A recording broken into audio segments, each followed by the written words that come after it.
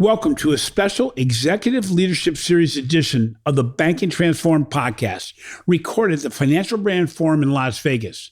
This series is sponsored by our friends at Microsoft. I'm your host, Jim Marous. During this series of episodes, we dive deep into the world of digital transformation in the financial services industry. We speak with 7 top executives from some of the most progressive financial institutions, each of whom has embarked on a unique digital transformation journey to become more future-ready and responsive to the changing needs of consumers. We explore the strategies, challenges, and lessons learned by these forward-thinking organizations as they navigate the complex landscape of digital transformation. Whether you're a financial services professional, a fintech entrepreneur, or simply interested in the future of banking, this executive leadership series provides you with valuable insights and inspiration as we explore the cutting edge of digital transformation in the banking industry.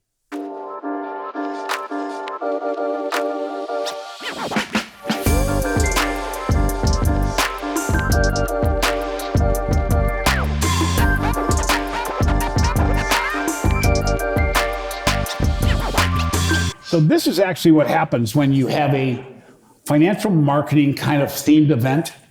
And even at the last show of the day, we're getting a pretty close to a full house, so I appreciate that. I'm Jim Marous. I'm co-publisher of the Financial Brand, owner of the Digital Banking Report, and host of the Banking Transformed podcast. We're trying something at this year's event that we've never done before, and I've never done one before anywhere else, and that is having a recorded podcast in front of a live audience. We found that it's worked quite well. We've had a lot of engagement between the audience and the guest. It's also an energy lifter. I think you could attest to the fact that when you know you have an audience, you're preaching and you're talking, you're sharing ideas more than just in front of the screen. And at home, the way I record podcasts usually is in an oversized closet with padded walls, which there's many people think I should spend much more time there. So my guest today is Melissa Stevens from Fifth Third Bank in Cincinnati, Ohio. Melissa has a very long history of different careers and a pathway that is not necessarily traditional. And even though knowing Fifth Third Bank the way I do, even the landings on the Fifth Third Bank is somewhat untraditional. So Melissa, can you share with me and with the audience your career path? How did you get to where you are today?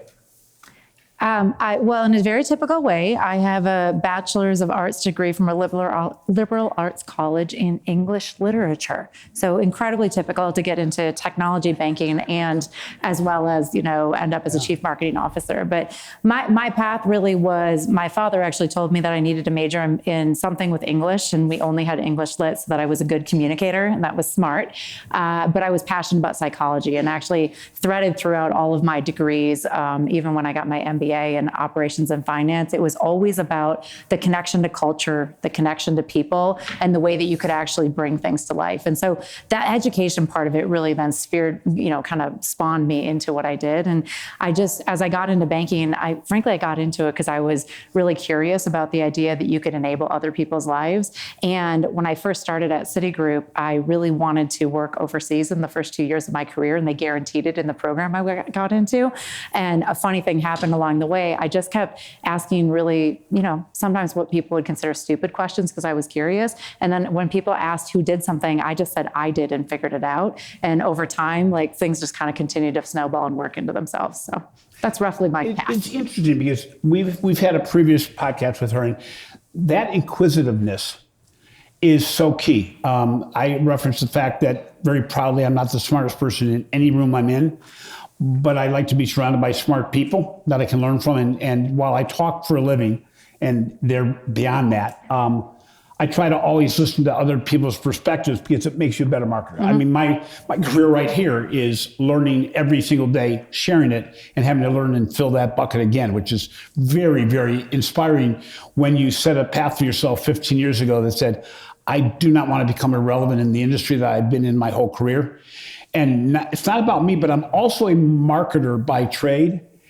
And to be a marketer, you almost have to be a multitasker because you can't stay ahead of what's going on in marketing today. So to that end, the tools of marketers have expanded tremendously. I kid, in one of the classes I had this week or a podcast, I said, if you're a marketer that's been in marketing more than 5 years out of school, you have more to learn today than you learned in your entire college career, even if you went to the master's program. How do you, in your role at Fifth Third Bank, stay on top of what's important and actually expand your learnings as a chief marketing officer? Yeah, thanks for asking. I actually ask that question to people often to find out what are they listening to, what are they doing, et cetera. I'm huge into, I'm turning 50 this year, so I recognize I'm not at the end of my life, to be clear. It's just a new chapter, right? New quarter. But I spend a lot of time thinking, how do I ask people who might be more on the cutting edge, and how do I get reverse mentorship, if you will? I read a lot, I look at things. The other thing is I try to experiment with things myself. So I haven't posted on TikTok, but I watch a lot of stuff on there. But a few years ago, much like when you started this podcast, I stepped back and I thought, ooh, I got to personally get better at video content, right? And I kept having talks with people, especially I get invited to a lot of groups to talk about how did you make a career in banking? When you first started, there were mostly men at the top, or how did you do this? Or how do you work and be married and have a family? And people kept saying, do you have somewhere where you wrote that down? Can I have that as a follow-up? And so I thought, well, I'm gonna start some video content, right? So I started doing little bits of video, and I found my way through, kind of like you in the padded closet, right? With a ring light, and was I having a good hair day or not? And so I'll video something and throw it on LinkedIn. But part of it is, to that point, just experimentation. I'm not afraid to try. Like when my team started in social media into TikTok, we didn't really know exactly what we were doing. We sort of asked some agencies and got going. But I think there's a combo of learning from others, asking others, finding where your consumers especially are, and then just experimenting with things in safe ways. So, I mean, I do work in banking, right? So, but finding little ways to get started and then see if it can have a snowball effect. So to your point, how many of you have played with, touched, or interacted with ChatGPT? Raise your hand. Oh, well, I'm going to get a picture of this because why I asked that question is so reinforcing, because if I asked that question 6 months ago, we'd maybe have half the room, even with a group of marketers. If I asked that question a year ago, I'd have a less than a quarter of the room. It has ramped up so quickly. And in the regular audience, it started about that, because in November 2022, when it first came on board, it was the most amazing platform, because overall, it's the fastest evolving platform, the fastest used platform, more than the iPhone was in technology history. What we find, as you've all found, is certain key elements. Number one, I will guarantee you there's no better learning tool out there than ChatGPT, Claude AI, whatever process you want to learn, because you can always customize questions to get an answer that can help you do your work. Number two, you find out very quickly that the future of marketing, future of communication, future learning is going to be based on the questions you ask, not the answers you have. Because we all know we start off with saying, well, ChatGPT is dumb as hell. And then we realize, no, it was our questions that were dumb as hell. And you evolve that process. I can say for this podcast, and Melissa, I think, knows this, I give ChatGPT a prompt that says, I'm interviewing Melissa Stevens from Fifth Third Bank. We're going to be talking about the evolving CMO and what their roles are, how they've changed. Give me 5 headlines, give me an intro, give me an outro, give me 10 questions. Now, it doesn't get me to the finish line, but it saves 2 hours of every single podcast I do, because it opens my mind to something. Another gentleman I interviewed on a podcast wrote a book. I think it was 19 chapters, 19 different chapters written by 19 different people. Instead of asking, how can I make each one of these chapters better? He asked ChatGPT, you just gave a 1 star to each one of these chapters. Why do you give it a 1 star instead of a 5 star, which was a complete reversal of what you would normally think was a good way to ask that. Yeah. You have to do that every day. You have to do that. Let's get back a little bit. Sure. What roles do you fill at, let's see, we have enough time to cover it. What roles do you have at Fifth Third Bank beyond what we'll call traditional marketing, if there is such a thing? Sure. Well, to your question, right, and for those that, whether you're in a company, in an agency, in a partner, I think it's incredibly important to constantly look at what's going on. So we have every role that everybody would imagine, right? We've been working. I like when people get in the AI space, because I was in a conversation earlier today saying, traditional AI has been around for quite a while, right? Machine learning has been around and many of us have been doing things in it, but everyone wasn't talking about it like that. And so I've been rooting a lot our marketers in, hey, you've been doing this. We've been using models, right? We have ways that we've been doing this, and then how do we evolve from there? But, we've got a lot more, I'd say, content, a lot more copywriting, a lot more creative juice these days. It used to be for Flash, and now it actually is part of the way you optimize. A lot more people that are data analysts. The conversation we have in our company, especially in the marketing tables, is the skills that people need now to be a marketer. You have to be a baseline data analyst. You don't need to be a decision scientist, but you need to understand data. Everything is about data, right? The second thing is you've got to understand social media. You've got to understand how it works, what's going on, what platforms you should use for what type of things you're doing. And the third is, which you just hit on, whether you've done it yet over the next 18 months, you've got to be teaching prompt engineering. Prompt engineering is a key skill set for people because the better we get at prompt engineering, the more productivity gains we can get. Okay, so it's interesting because marketing has changed so much and continues to change. New book today, I believe it released today with Gary Vaynerchuk, what's attention hacking. And his concept is the thing we're trying to do as marketers and get the attention of the people we're trying to reach. What are some of the more unique ways that you get attention of the people you're trying to meet as customers and prospects of Fifth Third Bank? Right. Well, it's funny. I heard somebody say this in another session earlier as they asked a question in the conference that we're at right now. I will say that in general in social media, babies and puppies play, right? People pay attention to you whether you like it or not. But the reality is, I think experiences make the big difference. So one, what is the experience you can give somebody that is unique and different, right? Two, actually people seeing your name makes a huge difference, right? There's a whole debate over a long time, all the time I've been in digital banking, that says, oh, our branch is going away. Do you need physical anymore? The answer is yes, you need physical. And the company I'm in, since 2018, we've built more than 100 branches in the Southeast, and they've overperformed on every single goal we set for them. And we continue to build them. Over the next several years, we'll get to 50-50 between the Midwest and the Southeast in terms of our presence. If you're a marketer, it's my dream. It's a billboard, right? I've got this huge, beautiful place. It's right in the heart of where you want to be. I've got a huge sign on it, and then I've got glass everywhere, and I can put a lot there. And so that's not unique. It's actually in some ways old school and retro, but what works is to actually be present for people, right? And then the third thing is we focus a lot on what is the job to be done. What am I solving for you? I mean, I don't know about you, but in my entire life, and I've been in banking for more than 25 years, I never woke up and thought, man, I really need a savings account today. Like, that's not what I thought. I thought, geez, I've got kids in high school. If I saved enough money for college, what do I do? Or, my gosh, I'd really like to go on a great family vacation before I send my first off to college. How do I have enough money for that and not go in debt when it happens? Like, that's the problem you're solving.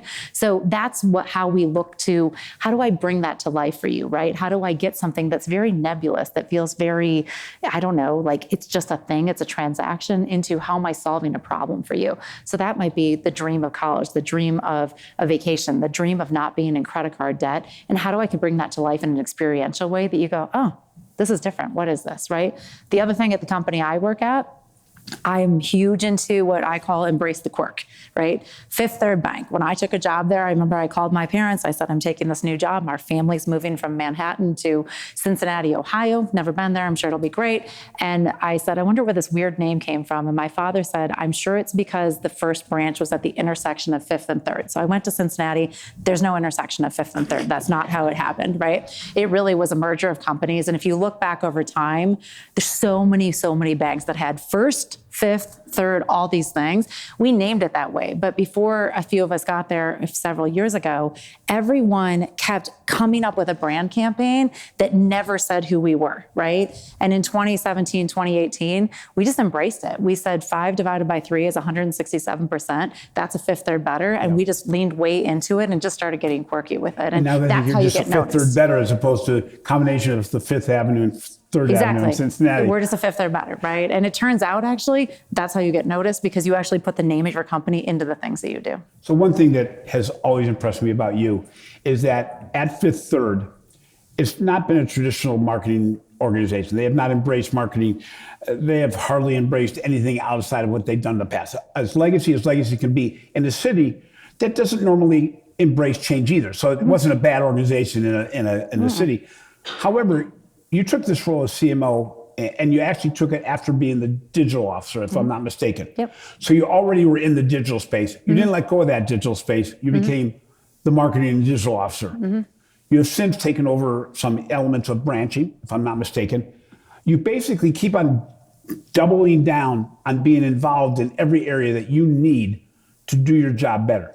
You break through walls with the lack of anything other way. You find a problem and you do everything, you make it difficult to not take advantage or to answer that problem. Yeah. We have had discussions in social media recently around the fact that no CMOs really have most CMOs do not have a good place at the table, let alone in the organization as a whole. You have a very prominent role in your organization. I know that wasn't there when you got there. So how did you get a place at the table? Oh, yeah.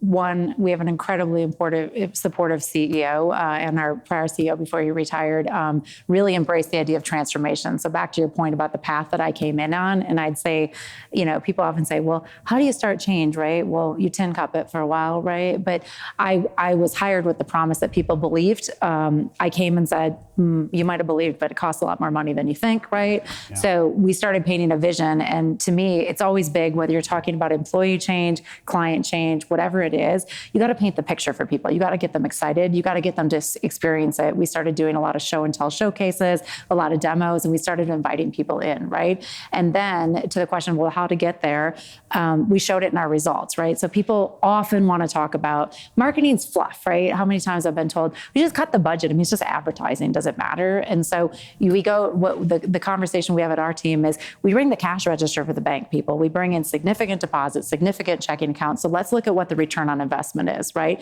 And one of the things that we all talk about in marketing is return on marketing investment, right? ROMI. It's a calculation that's been around. Yeah, we talk about it, right? Well, here's the reality. ROMI is a great calculation, but I don't know how it works in most of your companies. We use the term internal rate of return, right? And there's a hurdle rate that you need to make for every initiative you want to do, whatever the initiative is. So why are we going in and explaining to people what the ROMI is and how that relates to IRR? Let's just use IRR. I mean, it's very simple to switch the calculation. So we started actually having conversations that said, what is the measure for anything we want to do? And now, is ours better or worse than what that internal rate of return is? And so the data led the way, but it was the way to have the conversation. And the other thing is, as much as it's great to show, and we do so many awesome and fun things, right? I mean, really super fun. When I talked to our summer interns this week and someone said, what's the elevator pitch of your job? Of course I said, we sponsor the Tampa Bay Buccaneers, and this is so fun, and this is what we do. And we just had Fifth Third Day, and we gave away, $1,053 to every baby that was born in these hospitals in Cleveland, and all these things, because that's the fun and the sizzle. But I tried to make sure, as we were having true business conversations with the business leaders, that I wasn't focusing on the pictures and the fun and the frivolous, because that's important. But what's important is the bottom line result, and what are the things we need to do there. And so that's been a big way, is to focus more on that. And then my whole thing is, I'm never trying to be the person that everybody sees. I'm trying to enable. So if the business leader can say, these are the 3 things we're trying to do, I'll say, we'll come back to you with 3 strategies. And every time I will find a way to do it with what we have before we ask you to invest more. And that's a different look. Like a lot of marketers, and it's not because anyone was trying to think bad. You came with an idea and we would say, much like when I used to work in technology, well, that will be X amount of money and Y amount of time more than you gave me. That isn't usually the way to get more of a seat at the table. The way to do it is to say, great, let me come up with an idea. Let me figure out how to do it and bootstrap it together. And then when you see how successful it is, feel free to invest more in it. And so that's been a lot of how to get there, is speak the language of the business. Don't try to make people meet you in the language of marketing. I would also suggest, right or wrong, you can tell me if I'm wrong, that when you came on the organization, marketing had a role that was very different than what you have today. Yeah. That you spent a lot of time making marketing important, not by saying it's important, by actually performing to a degree they'd never seen before. Mm-hmm. I would imagine also, just by knowing you for the short amount of time I've known you, that there are people within your organization say, if I want to get something done, I'm going to find a way to give it to Melissa. She'll find a way to get it done. Even if it's way outside of the normal realm, she'll find a way to make it happen. Because if it's a problem, there's parts of the organization that are always going to have trouble because of management level, whatever it is, to get something done. You'll fix it. Some things we ask marketers to fix.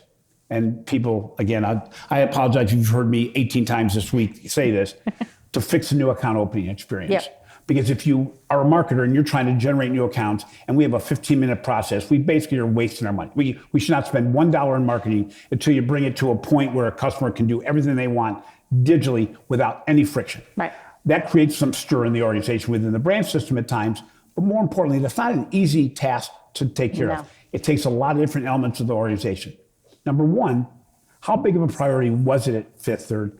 And number two, when a person's opening a new account digitally, they're not going into the branch, which brings on a disadvantage in that I don't have this face-to-face engagement, the thing that gets you the cross-sells much better than it does digitally. Yeah. So it's a multi-part question. Number one, how do you implement the faster, I can remember the better digital experience on the front end? Yeah. And just as importantly, how have you now integrated the human aspect of Fifth Third to be able to take care of the back end of cross-selling and upselling and relationships? Yeah. Okay. The multi-part is a good definition there. Whew. All right. So a couple of things there. One, when I came in and was leading in digital, the first thing I did is look at what is the portfolio of things we're doing and how are they going to deliver value. And then I started building the bridge with the team of how can we drive the transformation. And the first three things we looked at are our mobile app needed massive work. The tech stack needed massive work. I often say I tap danced for 2 years to those above, including the board of directors, because I was redoing all the pipes underneath and nobody cared about it, right? And it was like an HGTV moment because you would open something up and all of a sudden there was mold and the wiring was wrong and everything was wrong, right? So we've prioritized the mobile app. We prioritized, as you said, digital account opening, and I'll talk about that. And we prioritized getting to, asynchronous messaging. And we partner with LivePerson for that. We're one of their 18,000 clients, and they recently, issued their internal testing and said that we have the most accurate of all their 18,000 clients of the accuracy of the way that we respond and the clarity of what we have. And that's because we've built a bunch of algorithms behind the scenes for it. But those were the priorities I looked at. And from a digital account opening standpoint, I did something that most people found was surprising when your title is Chief Digital Officer. One, I asked my team to make sure they were in the branches and on the phones and understanding what was going on, and many of them hadn't been there. Because we're digital, why would we go to anything physical? But if you don't understand the pain points clients are coming with, and you don't understand what those employees are dealing with, you can't be helpful to them. Then once we did that, the second thing that I said is, we were having some issues and we couldn't figure out what they were. Is it fraud? Is it this? Is it the wrong people that we're attracting from marketing, et cetera? So we literally just turned off our digital account opening many, many years ago now, right? And everyone said, how could you possibly do that? And I said, well, we can't have agreement. We have risk people saying that it's not safe. We have the finance people saying, Melissa, you're losing money. We've got the marketers trying to pour more into our funnel. This doesn't make sense. So time out. Let's actually pull back and see what's going on. And then we rebuilt the whole thing, right? So at this point, that was a priority. And I said, we shouldn't spend any more money pushing people in acquisitions to digital account opening until we actually have that fixed. That took us, about a year, and we've continued to enhance it over time. So what we did is even our digital marketing, like you got us on paid search, it told you to go to the branch. You could go to digital, but we told you to go there. It was an opposite strategy of where most people are going digital, because if you don't have the foundation right, you're just wasting money. Right. And so that's the way we did it. Our digital account opening is under 5 minutes. If you're a brand new customer, we tell you right up front, there's 3 things that you need to have. You need to know your social security number. Not everybody has it memorized. You need to have a state ID handy, and you need to have a mobile phone that has a camera, right? Once you do that, all you have to do is enter your email address and your zip code and an offer code if you have one, right? And then the next thing you do is scan your ID. And the rest takes care of itself with a few clicks or toggles or things like that, right? If you're an existing customer, you can probably do it in 2 minutes. But if we didn't have that right, I didn't think it was worth pushing more into the funnel. And I think that's the mistake. We try to get people to come. And I was told recently, I already shared my age, that my analogies don't work. And so I gave an assignment in my organization because I kept saying, this is not the field of dreams. If you build it, they don't come. And finally, someone was brave enough to tell me, we don't know what you're talking about when you say that. And so I said, I will adjust to the times on certain things, like saying Riz, but I will not adjust on that. And so everybody needs to go home on the weekend. And if you're under a certain age where you haven't seen that, just go on YouTube and watch this part of the clip so that I can keep using the analogy I want. I think like 2 of them did it, but they at least now know what it means. Well, it's interesting because if you build it, they won't come. Yeah. Is so key. I have some organizations have done amazing things in the digital world to make everything easier, faster, everything. Yeah. And they've done a terrible job marketing that to the marketplace. Therefore, they haven't gotten the results that are possible. Yeah. When they realize that everyone around them, every organization around them is not anywhere near as seamless, as efficient, as good at doing what's going on. Yeah. So I'm going to do a quick poll. Some of you have already done it. Raise your hands if you've closed a primary financial institution relationship in the last 5 years. Primary. Okay, right around the same note, 2 to 3. How many of you in the last 2 years have opened a relationship outside your primary financial institution with a Chime, with a SoFi, with a PayPal, with an Acorns, Ally, any non-primary financial? Raise your hand. Okay, keep your hands raised. It's about everybody, almost. Look around, and that is what's called silent attrition. Guess what's happening? Everyone, you work in the bank, and you're going outside the bank. There's reasons why you're going outside that bank. Maybe there's an easier option. Maybe they're higher rate. Maybe it's a car loan that you wanted to have and everybody contacted you except your primary financial institution. It may be a mortgage rate. It could be a number of things. If you're not looking at your flow of funds, you're losing out on the ability to find out who you target. That's silent attrition. It's a major, big deal, whether or not marketers want to relate to it or not. How do you work? Here's the answer. Yeah. Go ahead. How do you work to create reduce your silent attrition? Yeah.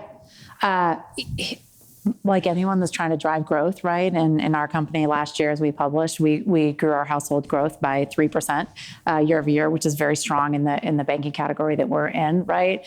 But if you could actually just stop the attrition, you would do much, much better, right? And so the thing that we do is we focus a lot, and it's going to come back to human beings, right?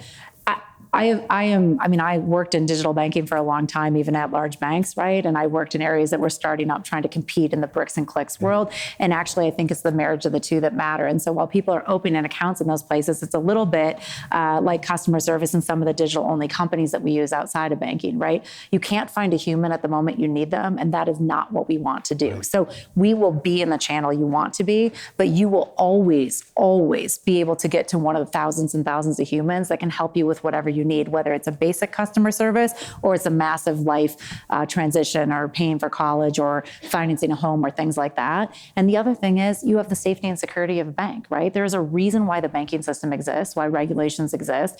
We like to complain about them sometimes in banks, but the reality is it's the entire basis of how the financial services institutions work around the world. And there's a lot of positivity in that, right? And so what we do is we focus a lot on that relationship. We flipped many years ago, and this is how we got away from that.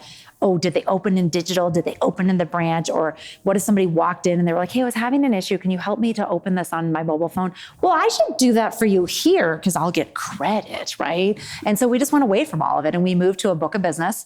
Any one of our bankers in a branch, probably have about 1,100 branches. They probably have about 800 relationships in their book of business. So it's not like they're talking to everybody every day. That's a lot. And then we developed a proprietary portal. We call it My Day. And we have hundreds of algorithms that run every single night, overnight, and then it feeds into an optimization engine. So if I am a banker in the branch, I come in every day and I know the 15 things that are the most optimal for me to do that day. It might be to call a client that got assigned to my book of business who opened online or opened on the mobile app. And I might just be, and I'm not calling to sell them anything. I'm calling to thank them for their business, right? You do that right after the account's open, right? Right off the bat. So if you opened it in the branch, we probably give you a couple weeks, right? You don't need to talk to us 2 days later. But if you open in digital, the expectation is that you get in contact. Now, you might just leave a voicemail, right? And most of us don't pick up our phones, right? And even if it says who they are, but we get a lot of hits, right? And since we launched that many years ago, our bankers have seen roughly a 25% increase in their book of business in terms of the depth of relationship. Yeah. So coming all the way back to your point about silent attrition, when someone just calls to check on you, or you open the account in the branch, or you had a conversation on the phone and you said, hey, I'm thinking about renovating my kid's bathroom later this year. I don't even know how, I don't know. I don't have time to think about this. They make a note. And then they call you back a few months later and say, hey, the rates have changed, or the rates haven't changed as we've seen this year, right? And so, I'm not sure how urgent this is for you, but I would wait a little bit longer. I'll get in touch with you when rates change and see if you maybe want to talk about a home equity line, right? But listening to people, connecting with human beings makes a big difference. Now, I'm not claiming that we've got stemming attrition solved, but it really is about the depth. And what that also did is we went to a relationship health score. And when you look at the relationships as marketers, right, what did we always say forever? If you have one account, I should call you every single time. And if you have 5, I should never call you because you're already here with us. You already married us. We don't need you. It's actually usually the opposite. The data will show you the opposite. Jim is much more likely to take that next thing because he's already in love with us, right? Than the person that only has one. And so flipping the script, but again, using data to inform that, it's made a huge difference. And you know what else it does? We gamify, right? So if I'm in the branch and I've got my day, I get little stars as I complete my things for the day. And that sounds really silly, but it makes a big difference. And then guess what? If you've anybody in here work in sales, scorecards work. So we publish who's doing the best and who's not doing as well. And then we partner people who are doing, nobody wants to be on the bottom. And we partner people who's doing really well. Go help these people that aren't doing well. And let's figure out how those branches can get better. And so it's really about that one team model. What's your biggest challenge? Nothing goes according to plan. Not everything goes according to plan. What's your biggest challenge in your role today at Fifth Third Bank? This will sound really weird, but as you said, I also have responsibility for, branches and facilities and workplace. And and I said we're growing and we're building a lot in a variety of places in the Southeast. And it's less a marketing challenge, but if anybody's ever done construction commercially or personally, it turns out permitting can take longer than you want. The inspector usually finds something that wasn't actually in the regulation you thought you had to follow. You get where I'm going. I'm seeing head nods. And so you say you're going to deliver the branch to the retail team so they can start opening. And then you go, well, just kidding, the inspection found something. So now we have to do this, or now we have to do that, right? During COVID and just shortly after the pandemic, it was a supply chain crisis, right?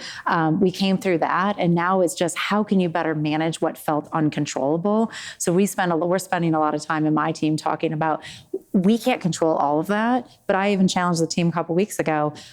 How much would it cost to just fly somebody every time that we're having one of these stops? Like, would that be cheaper than the delay to the opening, right? So it's less a marketing thing, but it's a holistic way of looking, because I just said it's a beautiful billboard, it's a beautiful branch, and we need people in it so we can actually grow our relationships. From a holistic marketing and communication standpoint, I think the biggest thing is activating our employee base, right? And what I mean by that is it's important to have your brand out there, social media and otherwise, but most people aren't interacting with a brand, right? And so the challenge is how do you get the influencers out there and inside your company to activate against others and to actually be touting the great things you're doing so that your brand reputation gets stronger and stronger. And teaching people how to do that, everybody doesn't spend their time in that every day, right? So that's a big challenge because it's about activating tens of thousands of people. We forget about that. I've said that a couple of times, that the employee experience now has become so important. So the democratization of data, giving the tools to the people on the front line, making heroes out of everyone around you. So you started about your personal journey. Yeah. What's the biggest challenge to you as a person right now in balancing everything you're doing? That was not on the list. I know. I threw a curveball. Yeah. I like to oversubscribe in my life. And so I am just completing the end of my personal, which was I somehow accidentally, when the coach hears this, she won't realize this. I accidentally volunteered to be the track mom for almost 60 kids when I have a first year high school student, which you're apparently not supposed to do, which has involved a lot of extra work like snacks and things like that. And so my biggest personal challenge is balancing spending time with your family and being there for all your kids' events. And I have 3 of them and they're very active like most people's are. Doesn't mean you need to volunteer to do the extra stuff for the team. You could just go and be in the stands and that might be good enough, right? And so, but you don't go halfway into anything. So I work in a company that has a concierge service available to all 19,000 employees, and they run errands for you, and you just pay for the gas and mileage, and obviously the purchase of your goods. And so, my best kept secret is that people think I'm able to accomplish a lot, but I use our free benefit, which is this thing, Best Upon Request Concierge, and they handle. I'll say, hey, I volunteered to run senior night. I need food for 100 people. I need this. I need tableware. I need that, and then they get it. I cart it out to my car, and then I show up and I look like just how does she do all of that? It's like, I have help, right? I have help. Question from the audience. We're running kind of tight on time. Any questions? Oh, come on. We have room for marketers. Don't be shy. You haven't been shy to this point, this event. The question for those who did not hear it because you're on camera, what's the name of the concierge service? Yeah. It's a company called Best Upon Request, and you can find them digitally. We've been in partnership with them for a long time. We actually co-created with them a maternity concierge in addition to the regular concierge. They're in many hospitals. They're not just in Ohio. They're in many places, and they continue to grow their business. And I will tell you, aside from obviously having your healthcare, which is an incredibly expensive proposition, it is probably one of the best benefits I've had. And one of the things I often discuss was new people started our company, I start talking about it, and we offer it virtually too. And people will say, but I don't have kids. And I'll say, do you ever have to get your oil changed in your car? And they're like, yeah. I'm like, well, they will make the appointment. You will park your car. They will take it there, and you can actually continue focusing on what you need to, right? Or you say, do you have like a grandma that you need to send a birthday card to? Like, you can actually put that in your profile. They'll remind you a week before that it's your grandma's birthday, and they'll offer to get the card. Now, funnily enough, I've had some colleagues' spouses tell me that now that you introduce this, I feel like it's inauthentic and my spouse isn't buying my stuff. And I said, well, who cares? You're getting it, right? I mean, I don't care who's getting my stuff. My husband's stuff often comes from there, but when I get the things that he wants, like, isn't that the goal? I was thoughtful, right? Now, I don't have to physically do the labor, but it's all over the place. They help a hospital system in California. They have many. But I will tell you, back to data, the way that we continue to justify offering it to all of our employees, and it also can be like discounts to the movies or discounts to the zoo, or it's time to order your hams and turkeys for people that do that for certain holidays, and they'll get discounts for that and handle it. So it's everything all over the board. But the way that we know it's providing value is there is a survey sent every time they complete it. And we really encourage our employees to actually complete it. And it asks questions like, does this make you feel more valued?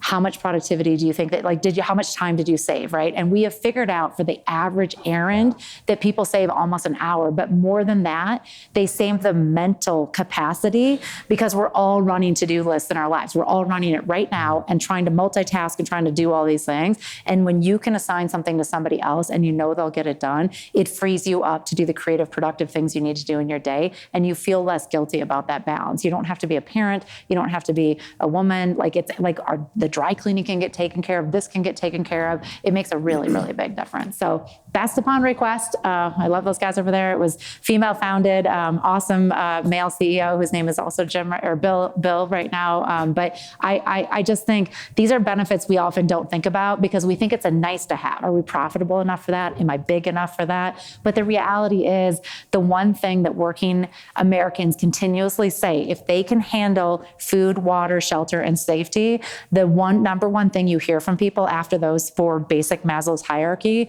is, I need more time. And I don't know about you, but even with all the tech and innovation, no one has found more than 24 hours in a day. And so these are the things that as employers, we have to look at. And as employees, we have to ask for, but we have to actually be willing to participate in the surveys so the data justifies it continuing.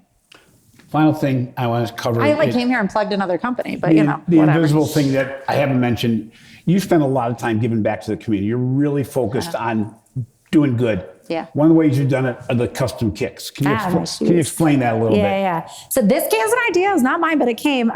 There are plenty of artists all over the place, and we have an awesome nonprofit in Cincinnati called Black Art Speaks. That's a group. It's a support for a bunch of Black artists, and so we were preparing for Fifth Third Day, which is a big deal to us, 5/3, and so we actually commissioned them. We bought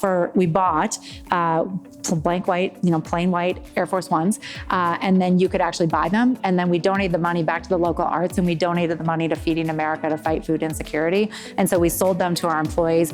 This was like a test. And we actually were so over the top that we started to worry that maybe the people painting were working day and night, and that wasn't really positive.